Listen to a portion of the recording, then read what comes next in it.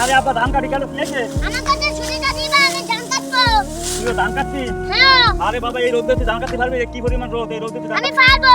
আচ্ছা নে সেটা কাট দেয় কিরকম পারিস কাট কাট।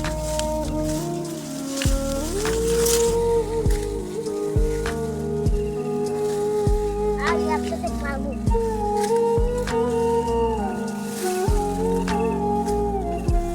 আবার পাচ্ছি না, গরম লাগছে, কি গরম।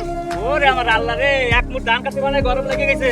এই জন্য কই বাবা স্কুলে যাও, স্কুলে যাও। স্কুলে না গেলি এই তোমার আব্বারে তো ছোটকালে তোমাকে মতো শয়তান দিলি করে গেছে, স্কুলে যায় না। বাপ মা কত কইছে আব্বা স্কুলে যা, স্কুলে যা। এই জন্য এখন এই রোদ ধরে পরের বারে খাটতে আসছে, সকাল থেকে সন্ধ্যা পর্যন্ত রোদে কাজ করতেছি। আর তুমি এই সকালবেলা আইছো 2 মুঠ ধান কাটতে মানে এর ভিতরে রোদে আমি বাঁচি না, বুঝছো? আর স্কুলে যেতে হবে, স্কুলে যদি না যাও আবার মতো এরকম পরের বারে ধান কেটে খাতে হবে, গরুর গোবর ফেলে খাতে হবে। আর তুমি কি চাও যে এরকম কষ্ট করবে না? স্কুলে যাবা কোনটা পারবা? স্কুলে যাবো। তাহলে কাইলেতে নিয়মিত স্কুলে যাবা। স্কুলে গেলে জীবনে কিছু করতে পারবা, লেখাপড়া শিখলে।